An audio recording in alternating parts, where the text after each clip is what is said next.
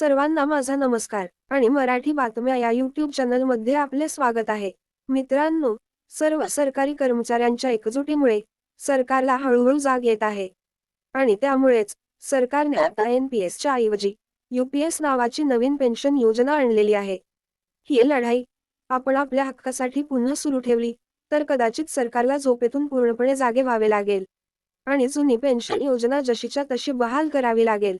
आपल्याला सरकारने या नवीन पेन्शन योजनेच्या गिफ्टमध्ये नेमकं काय दिलेलं आहे हे समजून घेण्यासाठी या व्हिडिओला शेवटपर्यंत बघा. व्हिडिओला लाईक करा, व्हिडिओला शेअर करा आणि चॅनलला सबस्क्राईब करा, जेणेकरून तुम्हाला बातम्यांचे नवनवीन अपडेट्स मिळत राहतील. मित्रहो, केंद्र सरकारने एका नवीन पेन्शन योजनेला शनिवारी मंजुरी दिली आहे. केंद्रीय कर्मचाऱ्यांना या योजनेचा फायदा होणार आहे. युनिफाईड पेन्शन स्कीम असं या योजनेचं नाव आहे. जुनी पेन्शन योजना लागू करण्याची मागणी जोर धरत असतानाच आता केंद्र सरकारने मोठी घोषणा केली आहे. केंद्र सरकारने आता नवीन पेन्शन योजना अर्थात NPSच्या ऐवजी युनिफाईड पेन्शन स्कीम लागू केली आहे. या एकत्र पेन्शन योजनेला केंद्रीय कॅबिनेट बैठकीत मंजुरी मिळाली आहे. या नवीन योजनेच्या माध्यमातून जर एखाद्या कर्मचाऱ्याने किमान 25 वर्षे काम केले असेल तर निवृत्तीपूर्वीच्या नोकरीच्या शेवटच्या 12 महिन्यांच्या मूळ वेतनाच्या 50% रक्कम पेन्शन म्हणून दिली जाईल.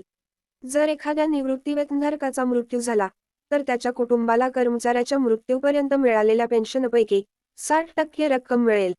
10 वर्षांनंतर कोणी नोकरी सोडल्यास त्याला 10,000 रुपये पेन्शन मिळेल.